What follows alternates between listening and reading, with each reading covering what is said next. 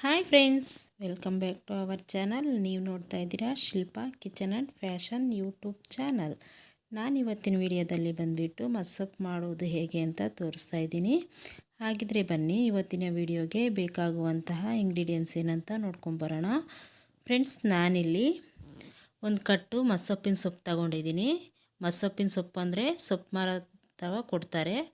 ಆ ಸೊಪ್ಪನ್ನ 2-3 ಸಲ ನೀಟಾಗಿ ವಾಶ್ ಮಾಡಿ ಇಟ್ಕೊಂಡಿದ್ದೀನಿ. ಸೊಪ್ಪೆಲ್ಲ ಬಿಡಿಸ್ಬಿಟ್ಟು ವಾಶ್ ಮಾಡಿ ಇಟ್ಕೊಂಡಿದ್ದೀನಿ.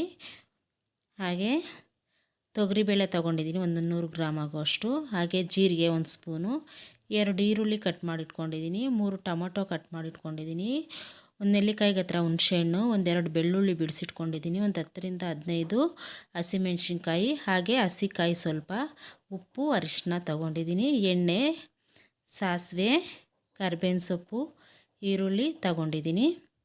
ಹಾಗೆ ಒಂದು ಕುಕ್ಕರ್ಗೆ ನಾವು ತಗೊಂಡಿರುವಂಥ ತೊಗರಿಬೇಳೆ 2 ಸಲ ತೊಳೆದ್ಬಿಟ್ಟು ಸೇರಿಸ್ಕೊತಾ ಇದ್ದೀನಿ ಕುಕ್ಕರ್ ಒಳಗಡೆ. ಹಾಗೆ ನಾವು ತಗೊಂಡಿರೋವಂಥ ಹಸಿಮೆಣ್ಸಿನ್ಕಾಯಿ, ಬೆಳ್ಳುಳ್ಳಿ ಹಾಕ್ಕೊತಾ ಇದ್ದೀನಿ. ಹಾಗೆ ಟೊಮೊಟೊನೂ ಹಾಕ್ಕೊಬೇಕು ಇದ್ರೊಳಗಡೆ. ಟೊಮೊಟೊ, ಹುಣಸೆಹಣ್ಣು ಹಾಕ್ತಾಯಿದ್ದೀನಿ. ಈಗ ಈರುಳ್ಳಿ ಸ್ವಲ್ಪ ಹಾಕ್ತಾಯಿದ್ದೀನಿ. ಹಾಗೆ ಜೀರಿಗೆನೂ ಹಾಕ್ತಾಯಿದ್ದೀನಿ, ಸ್ವಲ್ಪ ಅರಿಶಿನ, ಸೊಪ್ಪು ನಾವು ತೊಳೆದಿಟ್ಕೊಂಡಿರುವಂಥ ಸೊಪ್ಪು ಇದ್ರೊಳಗಡೆ ಸೇರಿಸ್ತಾ ಇದ್ದೀನಿ. ನಾವು ತಗೊಂಡಿರೋ ಪದಾರ್ಥ ಎಲ್ಲ ಕುಕ್ಕರ್ಗೆ ಸೇರಿಸಿದ್ದೀನಿ. ಮತ್ತು ಇದು ಮಾತ್ರ ಕಾಯಿ ಮಾತ್ರ ಎತ್ತಿಟ್ಕೊಂಡಿದ್ದೀನಿ, ಅದು ಮಿಕ್ಸಿಲಿ ಹಾಕ್ಕೊಂಡು ರುಬ್ಕೊಬೇಕಾಗುತ್ತೆ. ಲಾಸ್ಟಲ್ಲಿ ಸೊಪ್ಪೆಲ್ಲ ರುಬ್ಬಬೇಕಾದ್ರೆ, ಬೇಯಿಸಿ ರುಬ್ಬಬೇಕಾದ್ರೆ ಅದರೊಳಗಡೆ ಕಾಯಿ ತುರಿದ್ಬಿಟ್ಟು ಹಾಕಿ ಮಿಕ್ಸಿಗೆ ಹಾಕ್ಕೊಂಡ್ರೆ ಸರಿ ಹೋಗುತ್ತೆ. ಅದಕ್ಕೆ ಕಾಯಿ ಮಾತ್ರ ಸೈಡ್ಗೆ ಎತ್ತಿಟ್ಕೊಂಡಿದ್ದೀನಿ. ಈಗ ಎಲ್ಲ ಪದಾರ್ಥನೂ ಕುಕ್ಕರಲ್ಲಿ ಸೇರಿಸಿದ್ದೀನಿ. ಈಗ ನೀರು ಹಾಕ್ತಾಯಿದ್ದೀನಿ. ನಮ್ಗೆ ಎಷ್ಟು ಬೇಕೋ ಅಷ್ಟು ನೀರು ನೋಡ್ಕೊಂಡು ಹಾಕ್ಕೊಬೇಕು, ಜಾಸ್ತಿ ನೀರು ಹಾಕ್ಬಾರ್ದು. 2-3 ಗ್ಲಾಸ್ ಆದರೆ ದೊಡ್ಡ ಗ್ಲಾಸಲ್ಲಿ ಸಾಕಾಗುತ್ತೆ. ಹಾಗೆ ಇದರೊಳಗಡೆ ರುಚಿಗೆ ತಕ್ಕಷ್ಟು ಉಪ್ಪನ್ನು ಹಾಕ್ತಾಯಿದ್ದೀನಿ. ಹಾಕ್ಬಿಟ್ಟು ಇನ್ನು ಸ್ವಲ್ಪ ನೀರು ಹಾಕ್ಬಿಟ್ಟು ಕುಕ್ಕರ್ ಮುಚ್ಚಳ ಮುಚ್ಚಿ ಇದನ್ನು 1-2 ವಿಸಿಲ್ ಕೂಗಿಸ್ಕೊಬೇಕಾಗುತ್ತೆ. ಸ್ಟವ್ ಮೇಲೆ ಇಕ್ಬಿಟ್ಟು 1-2 ವಿಸಿಲ್ ಕೂಗಿಸ್ಕೊಂಡ್ರೆ ಸಾಕಾಗುತ್ತೆ.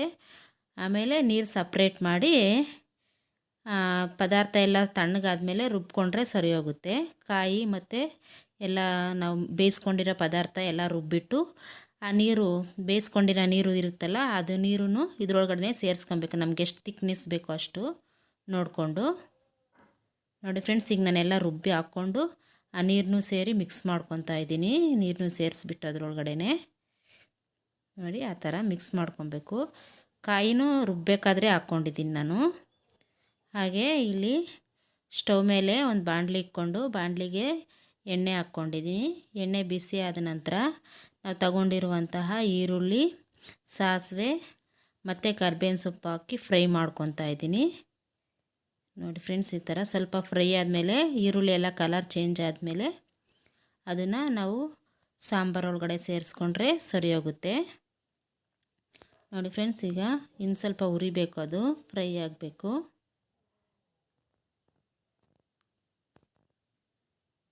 ನೋಡಿ ಈ ಥರ ಕಲರ್ ಚೇಂಜ್ ಆಗ್ತಾಯಿದೆ. ಈಗ ಸ್ವಲ್ಪ ಕಲರ್ ಚೇಂಜ್ ಆಗಿದೆ. ತೆಗೆದುಬಿಟ್ಟು ಸಾಂಬಾರು ಒಳಗಡೆ, ನಾವು ಮಿಕ್ಸ್ ಮಾಡಿ ಇಟ್ಕೊಂಡಿರುವಂಥ ಸಾಂಬಾರು ಒಳಗಡೆ ಹಾಕ್ತಾಯಿದ್ದೀನಿ. ಇದನ್ನು ಎಲ್ಲ ಮಿಕ್ಸ್ ಮಾಡಿಬಿಟ್ಟು ಸ್ಟವ್ ಮೇಲೆ ಇಕ್ಕಿ ಒಂದು 5 ನಿಮಿಷ ಕುದಿಸ್ಕೊಂಡ್ರೆ ರೆಡಿ ಆಗುತ್ತೆ ಸಾಂಬಾರು. ನೋಡಿ ಫ್ರೆಂಡ್ಸ್, ಈಗ ನಾನು ಕುದಿಸ್ಕೊಂಡಿದ್ದೀನಿ. ಇಷ್ಟೇ. ಈ ವಿಡಿಯೋ ನಿಮ್ಗೆ ಇಷ್ಟ ಆದರೆ ಲೈಕ್ ಮಾಡಿ, ಶೇರ್ ಮಾಡಿ, ಹಾಗೆ ನಮ್ಮ ಚಾನಲ್ನ ಸಬ್ಸ್ಕ್ರೈಬ್ ಮಾಡ್ಕೊಳ್ಳಿ.